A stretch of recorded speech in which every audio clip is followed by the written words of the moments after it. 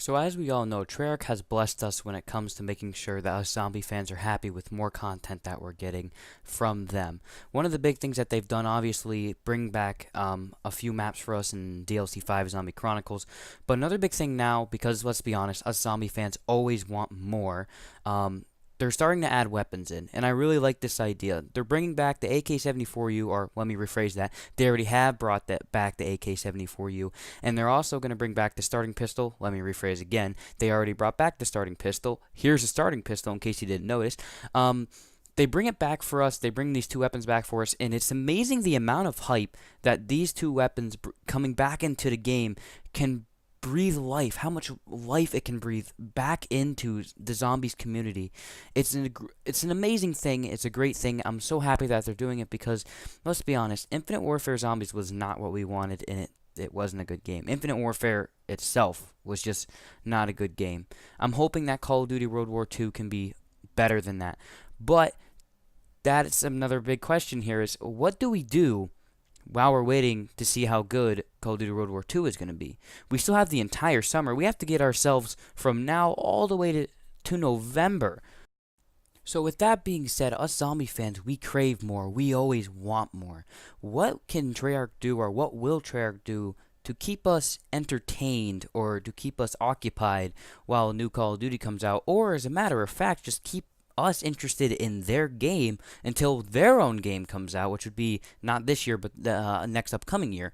What can they do? And a few interesting things that I'm starting to notice that I'm seeing from them is what we're going to be talking about in today's video, and then we're going to be talking about what some other things that they can do to keep us interested and keep us on Black Ops 3 for the remainder of the summer and until either their game comes out or Call of Duty World War II comes out.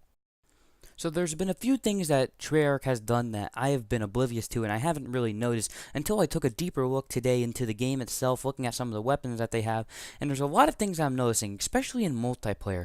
I didn't even realize this, but they happen to add the China Lake and the AN-94 into multiplayer. And it's kind of weird because, well, it's cool that they're going multiplayer because the AN-94 was always such a great weapon in multiplayer. And, I mean, the China Lake's the China Lake. But it's still interesting that they bring, well, how can we say this? Weapons that were iconic to zombies back in the multiplayer. It kind of makes me wonder, are they going to go ahead and take those two guns and possibly bring them in to zombies? Okay, so here's the deal with bringing back the AN-94 and the China Lake back in the zombies. There's this slight little issue that I see here.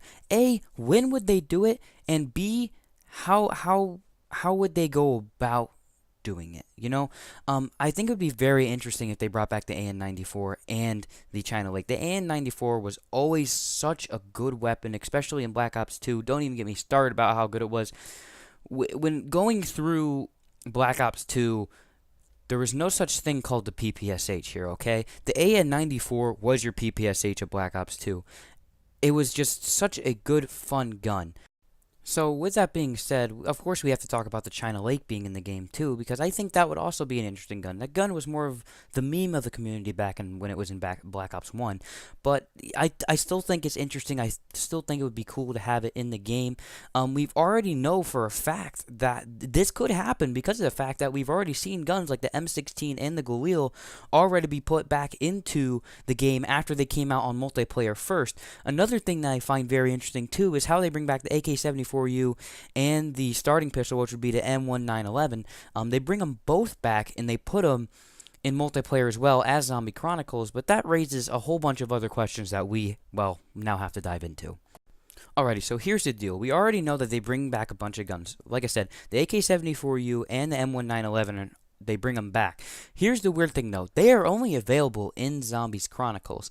Now, if you were to bring back a gun like the AN-94 or even the China Lake, how would they put that in the game? Would they only make it available on Zombie Chronicles maps? Like, how would they do that? Because I think the big thing, a big complaint would have to be that I think a lot of Zombies players, a lot of Zombies fans that unfortunately are unable to get something like the DLC, like Zombie Chronicles, because it was $30. To be honest, when I heard that it was $30, I was kind of like, what? But I went out and bought it anyways because, you know, I'm a Zombies guy. But here's the big deal. Do they take that and do they treat it exactly like the AK-74U and the M1911 and just only put it in Zombie Chronicles? I would have to say you kind of have to. It only makes sense that way. It doesn't make sense, and it's probably so much more work for them to have to go through and put those guns back in every single other map. They did not take the Thunder Gun. They did not take the AK-74U. They did not take the M1911, the Galil, and all these other guns that they brought back. They did not, including the M16. I might as well throw it in there, right? They did not take those guns and put them in any other maps besides Zombie Chronicles that I know of. I don't know. I might be wrong on that information. But they didn't, as far as I know, put them in any other maps. So what I was thinking is that if they were to bring them back, unfortunately, they'd only be available in Zombie Chronicles maps. So here's the next thing, though. If Treyarch decides to keep bringing these guns back, if they decide to bring retro guns back, how do you go about that, and how long do you do that until you finally say enough's enough?